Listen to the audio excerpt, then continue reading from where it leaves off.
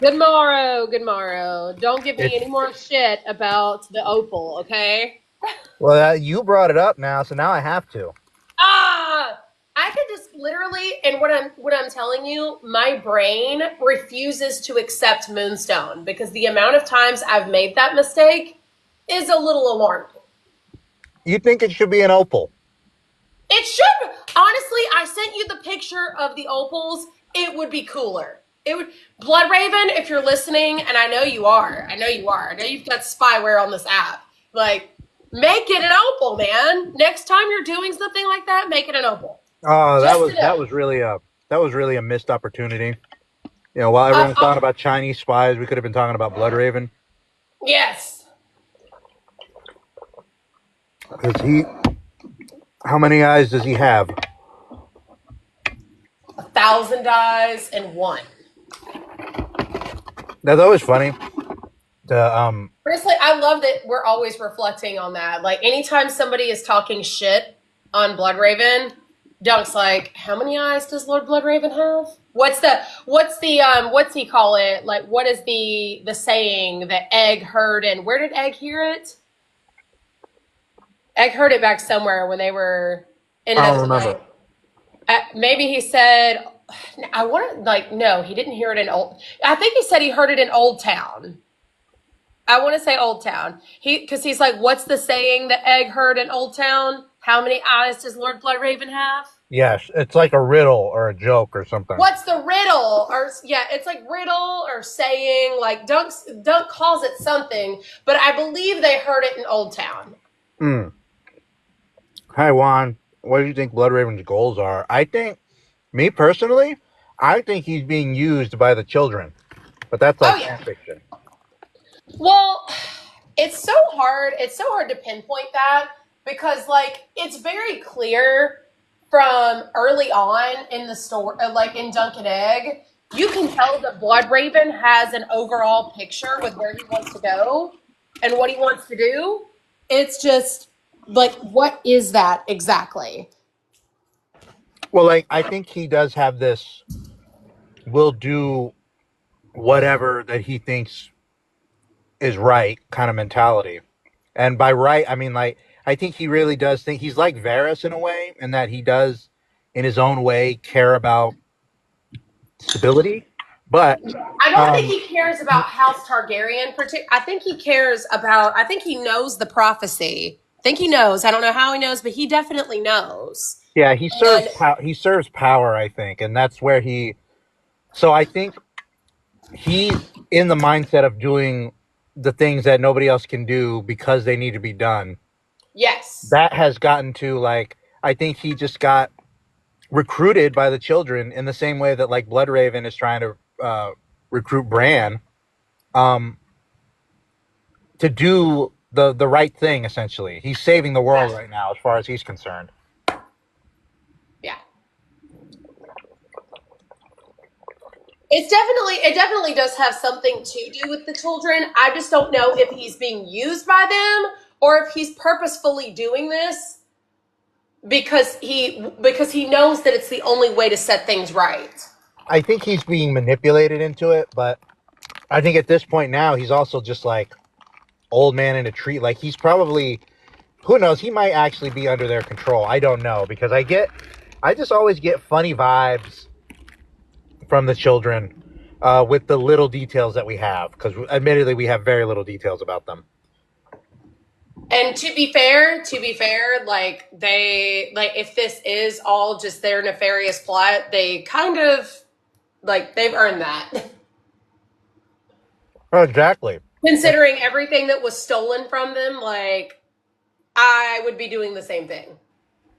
There is a, I forget what story it's in, but George has written about in his Thousands World universe this planet or these people where their whole thing is essentially getting their enemies to fight each other.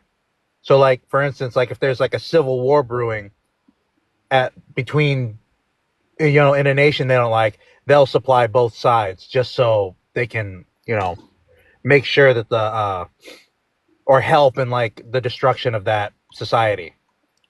Um, Sounds like our modern day world.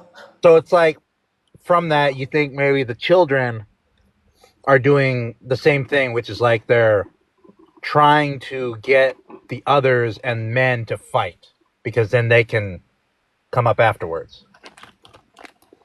But I don't think it's gonna go down exactly the way they want it to. I do Oh no. think there has to be a restoration for the children, not only for them, but also for the others. Also men, although a lot of men will die, but mankind will still be there.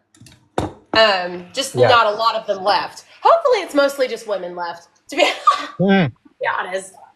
But I think that like there has to be. I mean, there has to be a balance. There has to be a balance of magical power so that this world has a chance at a do-over. And it's like the ending will be left ambiguous. Like, will man screw it up again, or will they take Daenerys' sacrifice and actually put it to good use and live the way they were meant to? Right?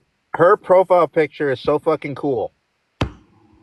Oh my gosh. I am We so haven't even happy talked with about it. that. You should introduce that right now. What is this? What did you get Okay, done? so I commissioned Helena Art. You can find her on, since we now have to use censored words again, the Picture app. You can find her on there.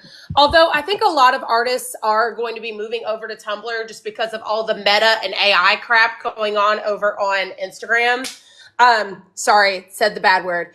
But I commissioned her to basically turn me into Lady Blackfyre. Like, it's me, but as a Blackfyre. But I also wanted to include the Tyrashi aspects of being a Blackfyre because that oftentimes gets glossed over. They're like, oh, Blackfyres are Targaryens. Well, yes, they are, but also remember they are Tyrashi as well. Daemon the First isn't Tyrashi, but all of his children are. Yes. And that's So the brightly colored hair, the reason why I kept my hair purple as it actually is in real life is because that's not uncommon to see on Tyrashi people. yeah, they have purple, they have green, right? Which you had both. Yes, I did have both. I actually have purple now and blue under my hair. You can't see the blue as well because it's underneath, and the purple is on top. But yes, I have both. And Yeah, to dye their hair, yeah. I love oh yeah, I do. I love that they dye their hair. I think that that is a huge part of like why Dario Naharis looks the way he does. And it's like, that's why I hated. And when I say I hate, I mean hate, all capital letters, what the show did with Dario Naharis, because the original actor they had for Dario was actually really good. It was very on par with how weird and just strange Dario is. But where was the hair? Where was the blue hair? Where were the piercings? Where was the gold? Where I was didn't the like him because elaborate? he seemed too pretty boy, which is Yeah, odd. I think it I was the hair they honestly, gave him. It was the hair but they gave him. But I'm telling you, Dario is supposed to be attractive, and oddly enough, not oddly enough, because Well, they're the same attractive, person. but not like a pretty boy, not like the football jock is what I'm saying. Yeah, but what I'm saying is like the actor himself was very Dario. Like Yes, you're his, actually, and sorry, I meant to finish that point. I think it's because of his hair that he yeah, like kind of loses a little bit of that edge. Because I've seen him in other stuff, and I'm like, I see why he got the role now. I just yeah, didn't oh see it yeah, in the. And then apparently, like he had I'm not sure. I could be speaking out of school, but maybe he doesn't. It's not that he doesn't speak English. It's just not his first language. So, yeah. and then he had like very little time to prepare for the role. So it's like he was working against the clock essentially. But it was like he looked good. Like he looked like the facial features and everything looked like Dario. The problem is that they did not like there should have been blue hair. He should have had like the gold jewels and like the piercings, and like the stuff that made Dario Dario. Like you expect when you hear Dario, you expect the earrings, the hair, the just elaborate, overly done look, the The lace, ladies on the the on his lace, like the ladies on his swords. yes. I like when I first saw him, I was like, who the hell is this guy? And you were like, aha, he's Euron. Yeah, except for Euron, like, and that's another thing. I'm sorry. The actor who played Euron is like, not only did he not act like Euron, which that's not his fault, but he did not look like Euron. But Euron is also supposed to be very attractive, like has a more young appearance, and like none of that was resonating. None of that was happening. Even you know what I would have done if I was running the show and I was like, first off, I would probably make Dario Euron, but if I couldn't do that, if they didn't have any scenes together, I would just cast the actor to do both roles. Honestly, Just to fuck with people.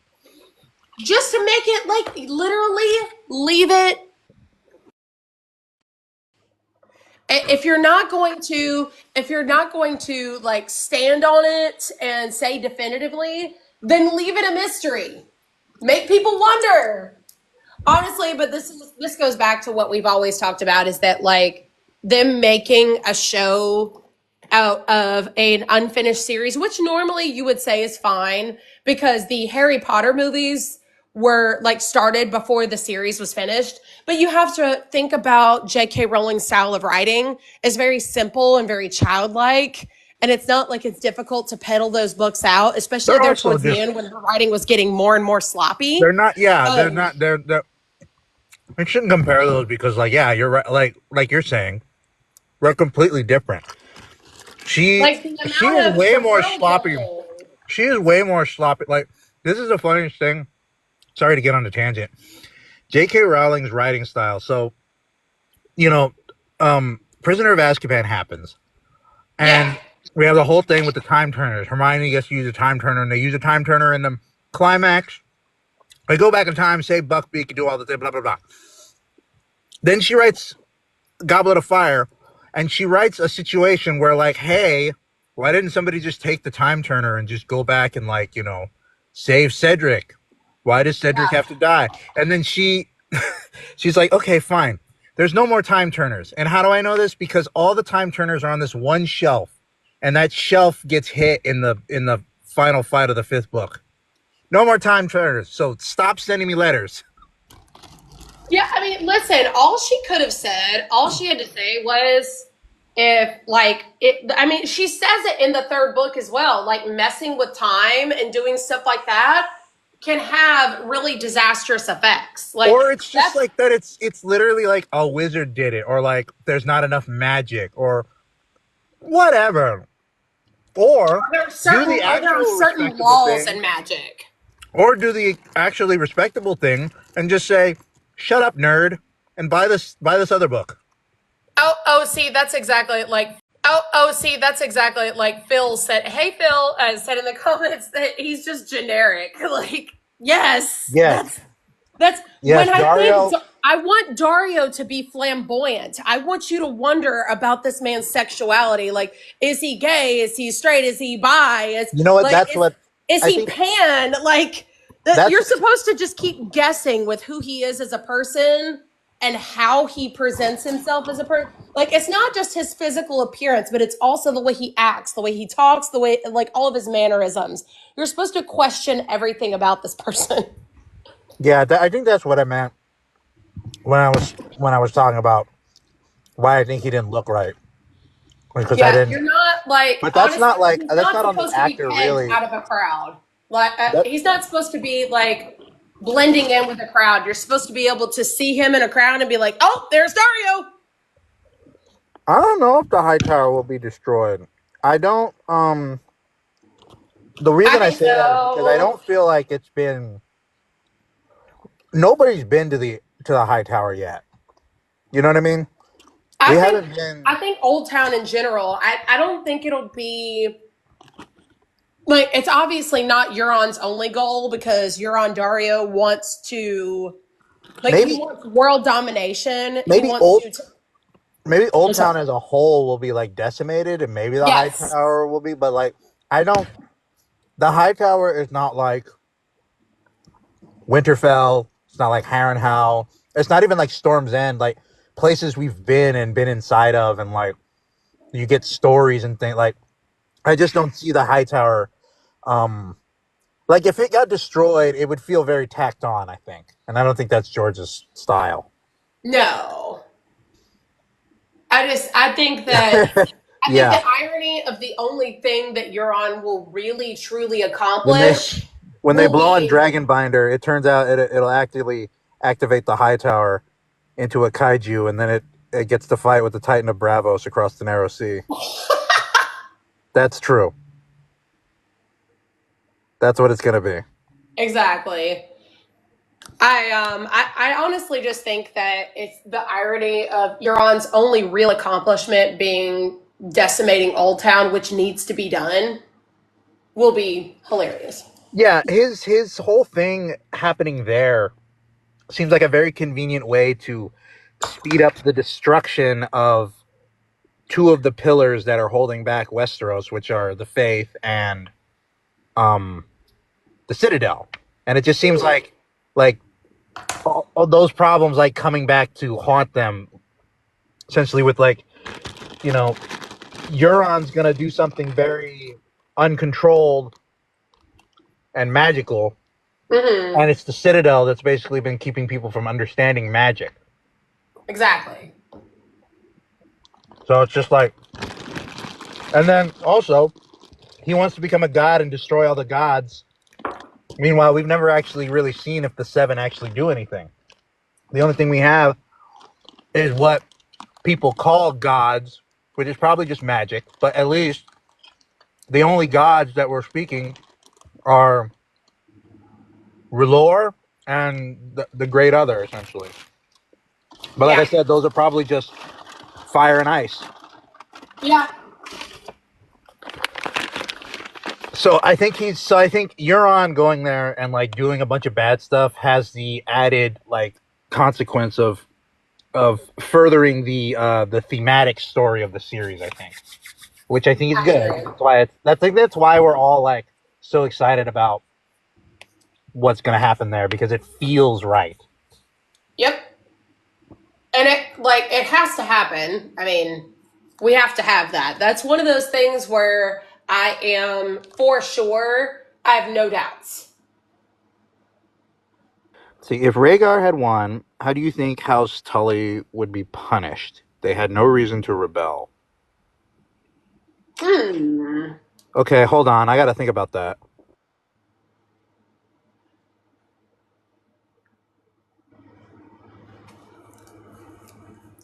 I don't know you though. You have to wonder. Like when I think about What? Rhaegar, Hold I on. also What are we talking about? Hold on, because if Rhaegar had won what? won the Battle of the Trident. Okay. Well, That's what I think he means. I have a feeling that like, hold on. Okay, I have to grant. I'll be honest. That part, like, I delved into a lot, like when I was still in my like Game of Thrones days, and I just kind of like it got so boring to me, and just how much people like love that part of the. There's very little to go on in that part of the series once you get to the bottom of it because it's just there's no info. It's a black hole.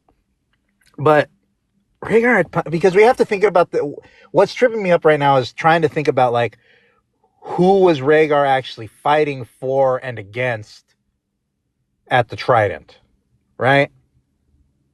Like, what is his? Because That's my Rhaegar didn't question like. that I always ask because I don't think. I mean, yes, Rhaegar was fighting Robert, and Robert was a problem.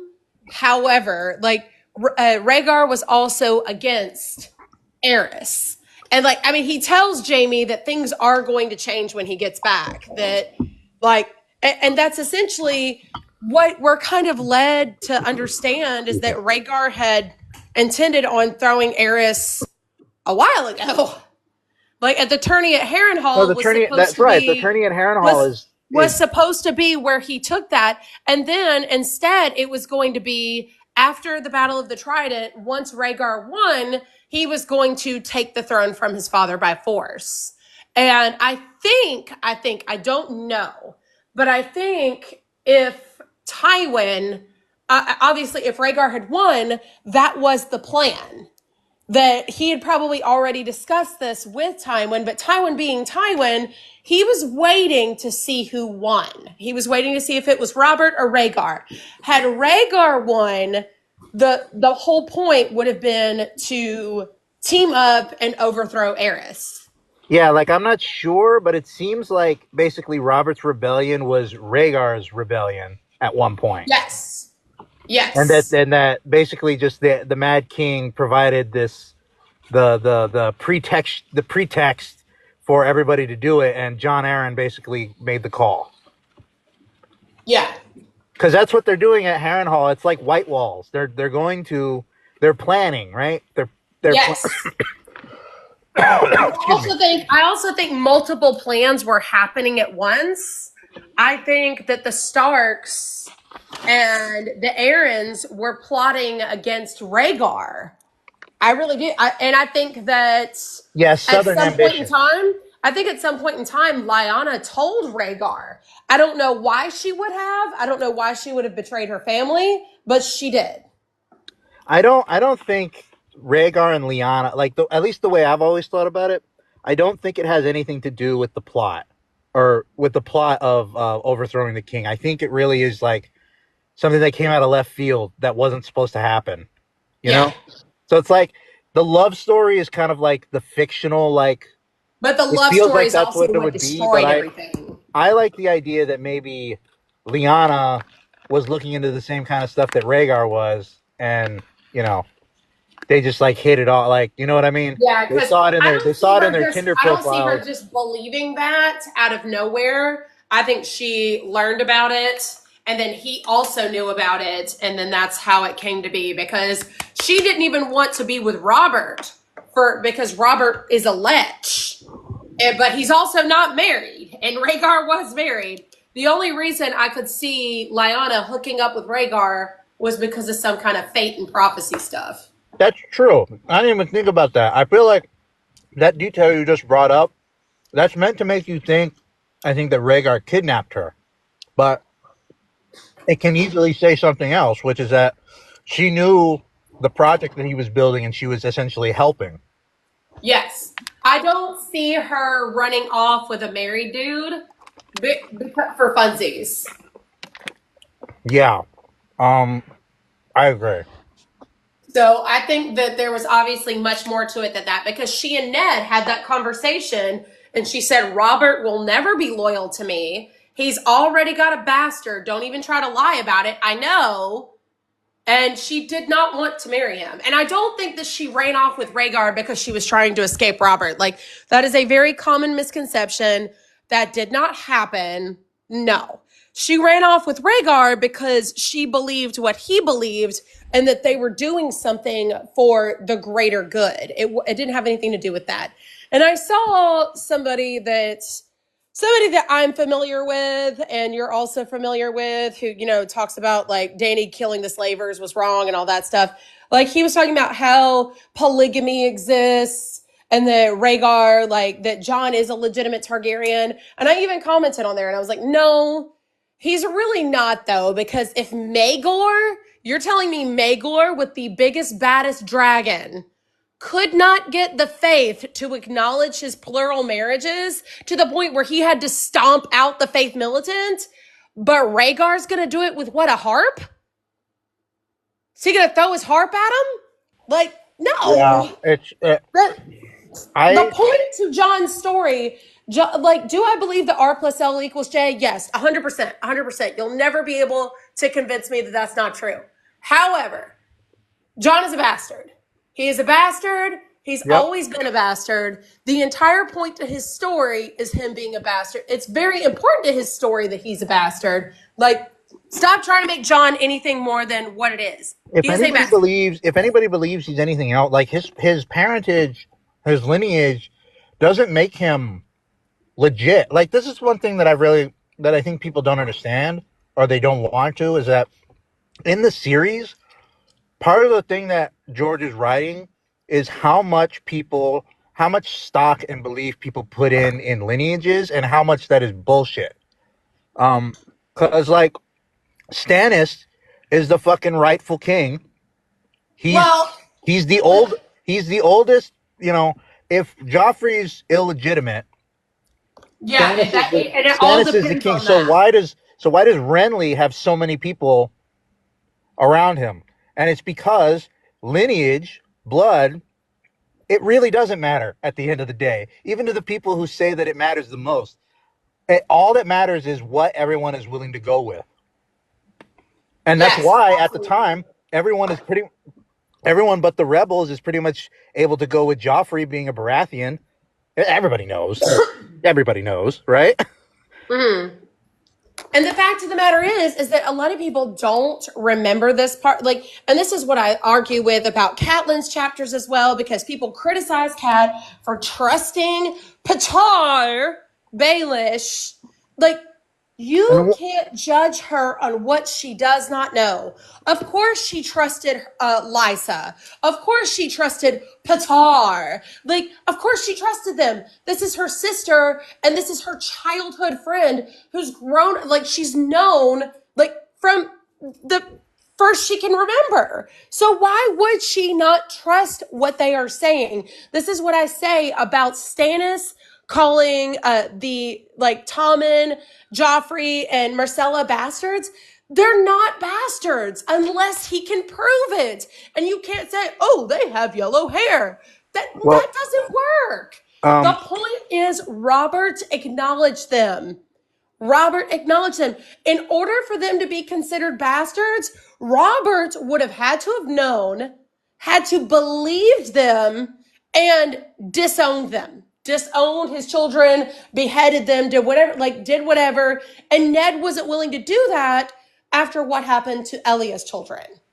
I So, think which it's a I do understand. I do understand that to an extent. I do think Ned was stupid in how he handled it, but I can understand like the principle behind it. He did not want that to happen to them. But also, like, none of those things happened. So, in the eyes of everybody else, these children are legitimate. Like, Stannis can't prove it. no, yeah, and it's really about what people believe and what they want. So, tying this back to my original point, John, he is a bastard, but if people believe him to be legit, sometimes it doesn't even require him to go along with it. People will rise up in his name, and they can do it for whatever reason. This is what's interesting about like why Daemon Blackfyre ended up rising up, because we know why all the lords were upset. Why is he going along with it? But then, what we need to, I just need the fans to understand that Jon and his Targaryen lineage can cause problems without him being legitimate. Like I really feel like people don't understand how Yeah, much I mean, there is the a people in reason. this world don't follow their own rules.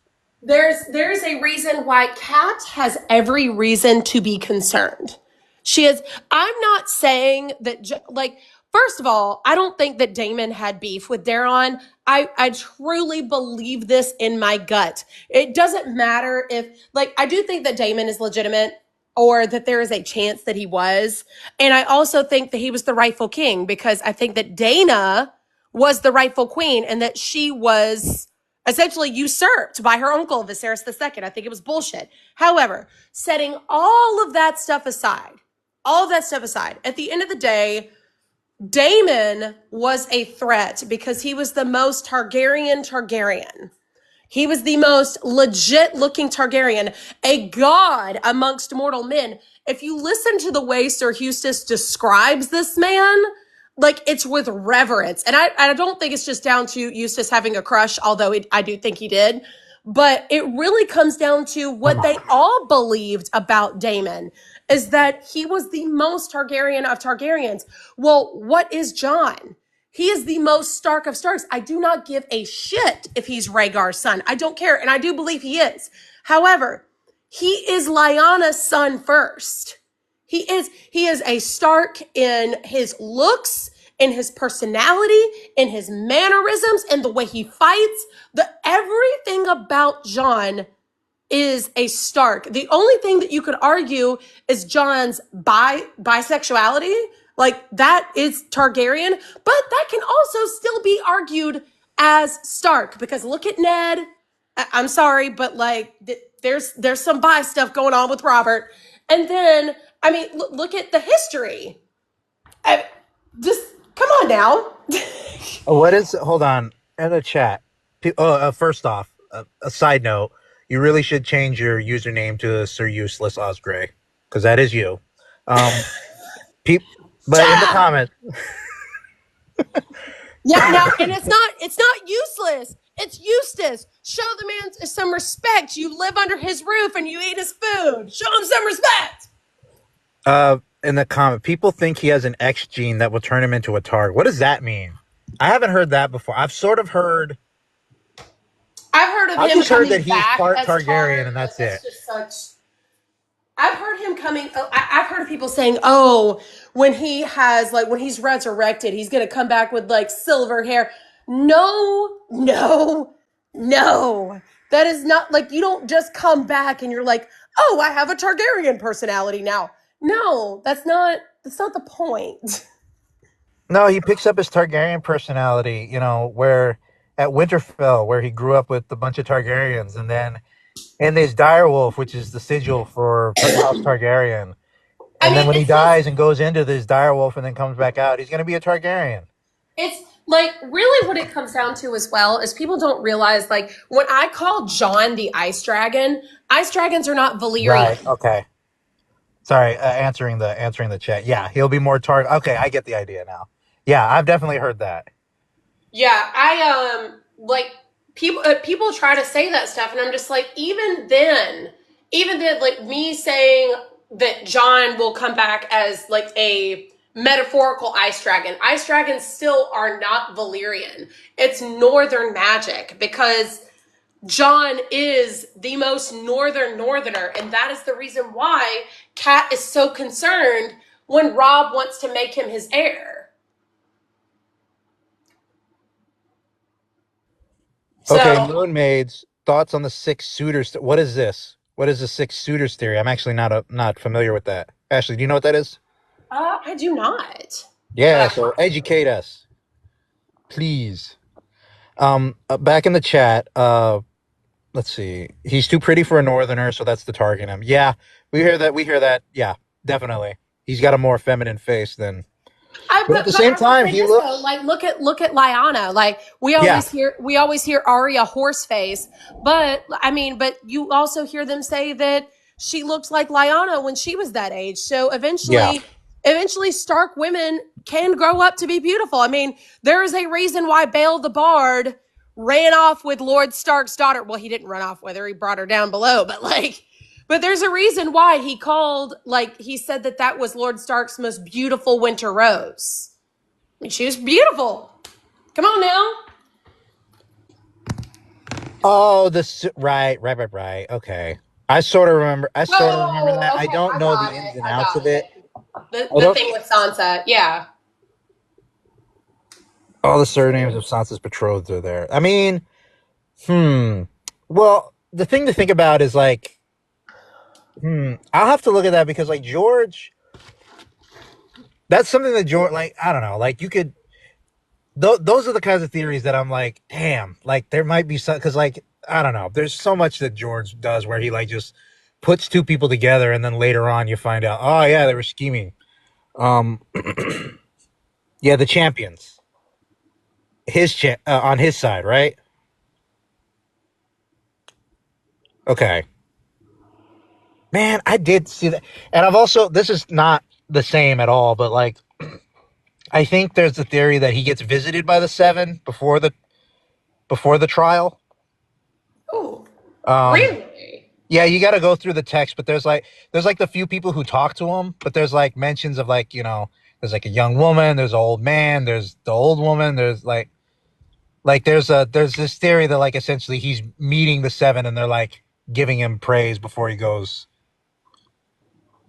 Oh, the champion. Okay, no. That's right. It wasn't. It wasn't the. It's not about the trial. It's about the tournament. That's why I didn't look into it because I was like, okay, but I'll definitely have to check that out. Interesting. The champions for Lady Ashford. Yeah, the first people that go out on the list. Do you think all dark-haired Targs are cursed? Like honestly, yes, because they all die. Like they do not have. We do not like. I don't know if George just doesn't like them, or what is happening. Oh, all right, okay, Baki. This is 1, 2, 3, 4, 5. Yeah. Maybe. So is that saying that she's going to be betrothed to Aegon?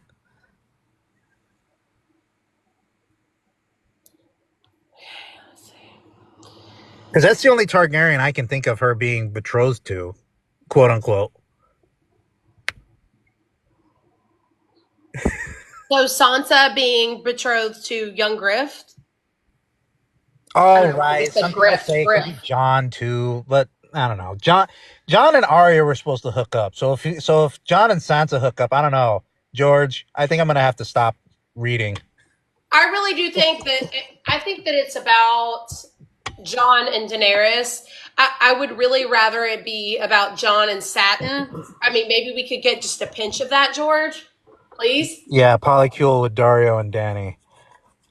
Yeah, the John. Okay, now I remember why I kind of dismissed this theory. It's because the theory that I read was all geared towards Sansa's going to marry John because he's secretly a Targaryen, and then these 6 suitors line up with her being betrothed to a Targaryen.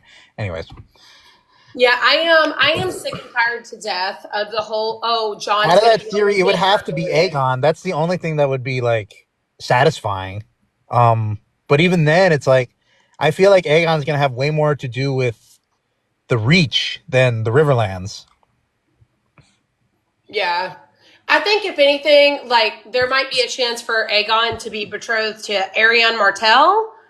Um, but I don't see anything like him being betrothed to Sansa. Sansa's arc would be insane if she marries another royal who dies. That would be funny. Not like Sansa, like I'm really stuck on the idea that she's gonna become something at Harrenhal. Because like she's got the red hair, and we know from the world building that like House Lothston did some crazy skin changey bat stuff while you know um she's bathing in the blood of the innocent, supposedly.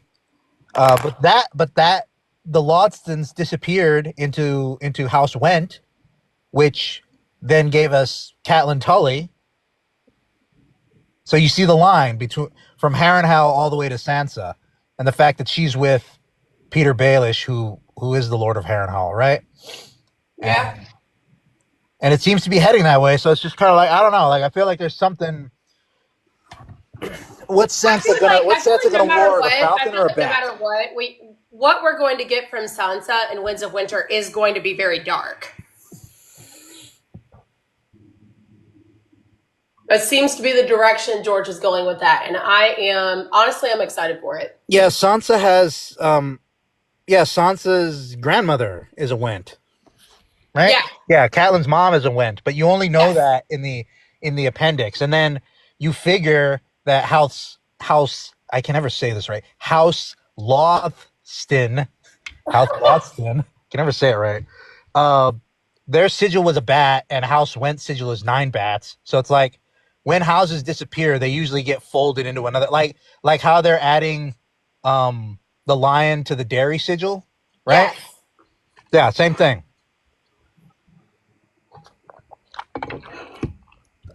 I'm so stuck on like um Mad Danelle and that kind of tie to Sansa. I love it. Yeah, I'm really excited to see Sansa's story. I really like. And not enough people talk about the fact that Arya is officially a part of the Faceless Men because she no longer has a face. Like, she talks about the sensation of them cutting it off. I love the faceless, because like I am still like, I don't trust the faceless man. I don't think she is one. I don't think. Don't? I don't think. Well, that she is one in that she's been accepted into their ranks because she keeps failing their tests, but they keep passing her along. So it's like, what are they doing? Like, what are they like? It's very strange. I just don't trust it because it's like she's never become nobody, but yet she's being sent on these missions all the time. Like, they know who she is, and they know She info hasn't let about that her. go. Not fully, anyway. Yes, we're all back. We're all back. Yeah, for now. For now. I honestly, like, Welcome, Feta. I'm taking it with a grain of salt. Just because even if TikTok is back permanently, it's going to be different. It already feels different. Yeah, Arya. Like, the interesting thing about Arya that I've been, this is a Preston Jacobs theory, but Oh God. he did a lot of looking into like the politics and the factions of Bravos, and he spins this really cool narrative about how um the Mercy chapter in the Winds of Winter, the Yeah. sample chapter, um it seems like Arya was basically set up because she was supposed to go to this. She's supposed to. I forget what her original mission is, but she's not supposed to kill somebody, and they send her to this place where they Well, keep in mind, know. I have not read those chapters yet. But they And send her to a. what They it really comes down to, if anybody wants to criticize me for it, I really don't want to read sample chapters and then be hungry for more, like, and be disappointed. but Arya, they send her to a theater, and when she gets to the theater, she doesn't realize this, but we know Harris Swift is there, and he's there to pick up money, for the Iron Throne, right? Yeah. And he's there to like try and figure stuff out with the hoity-toity of Bravos because they're probably not going to want to support Aegon, who is backed by a slaver, right? So the Faceless Men send Arya in there with some other mission, and then she sees Harris Swift with who else? Raff the Sweetling. Oh. And they know that she's on her list because she keeps fucking muttering it in her sleep. So they sent her there to fuck up them deals because she kills Raff, and that's going to mess some shit up because now one of their guards has been killed during an envoy mission. And I'm like, ooh, this could be good. And I'm, because they're using her for politics to kind of break, because the Faceless Men don't like either of these people. I don't think they like the dragons or Illyrio. Oh, definitely not. I also strongly believe Wait, that sorry, I got Illyrio. it backwards. They don't the Bravosis don't like dragons. They don't like dragons because it's like the Well, Valyrian. I mean, because they The story of Bravo. they're from Valyria. They're originally the Faceless Men started in Valyria, and they were slaves. Yes, I got it backwards. That's the thing. So the Faceless Men are actually on the side of the Aegon cause, and this ties into the detail of Arya not recognizing the king on the coin, which is similar to the Mystery Knight. So it's like, Yes, did they get paid with fucking Daemon Blackfyre gold? I think so. Ooh, that's gonna be fun. I think so. Because earlier in that book, we also Awesome. have the misdirect where Varys leaves a House Gardner coin. It's like, who would have old gold from the Reach? Unless somebody planted it there to make you think it was somebody from the Reach. I'm telling you, I don't even think Varys has figured out just how much he messed up with that one, because I don't think he imagines, or like, because, and it's crazy because you think Varys knows everything. I don't think he knows how crazy Cersei is. Yeah, it might be a bit of a what's it called? It's just something he didn't. Hold on. I don't think The he Faceless Men anticipates don't Cersei want blowing Arya. up. They want to everything. use her, which, yes, I think it's got to do with the fact of how powerful of a telepath she is. Because, I mean, come on. On accident, she's linking up with her wolf across an ocean. Yeah. Let's see, I know people love the idea of the John Satin ship. Murky backstory is highly suspect. Yeah, that's true. I don't know about the faceless men theories, but I mean, um, anybody with a murky past, that's definitely like that's something you got to think about with all the maesters because they give up all their names, but do they? And the septons. Do they really? I mean, I don't think that Maester Aemon truly gave up his name. I mean, he still thinks about his family to an extent. Okay, it is getting to be that time. I think we're gonna have to start saying goodbye. So, Okay. what I want everybody here to do is, if you have not already, I need you to go and like one of the videos that we posted about Chelsea's lockets, because she's selling lockets right now. If y'all didn't know, she's got very few left, but we want to sell the rest of them. So let's spread the word. And yeah, because she just got.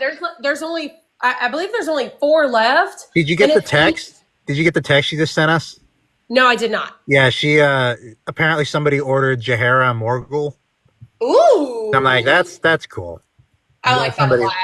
People are getting into their faves, even if they don't have page space. That's what I love about the finding out about what lockets people want is like where their heart is in the store.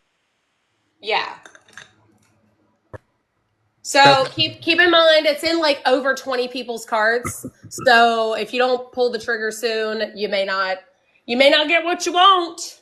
Yeah, go to Etsy. I ordered Shiera Sea Star bathing in the blood of misogyny. So get creative. But yeah, okay. So also, everybody, please remember to follow us on our other. I put it up on the screen. We're on YouTube, Spotify, Instagram, and Blue Sky. That's mostly what we're going to be posting to for the time being. That isn't TikTok. We don't know what's going on with this app, and just like every other app, just so everybody knows, every app can act like TikTok at some point. Nothing about the internet is stable or permanent. So just when you are making content, just make sure you always keep your stuff with you. Like always have a way to access it without any of the apps. Save your stuff in a hard drive to my iCloud. Save it on your drive, save it on your phone. If you do use services, keep up to date with them. But yeah, and follow us on YouTube and Spotify. Check out the newest episode we just posted, and we're probably going to be posting this one later. Also, we have a bonus. We have 2 bonuses I need to edit to make sure that they're clean for posting, if you know what I mean. Yeah. But yeah. Exactly. I know. All right, y'all.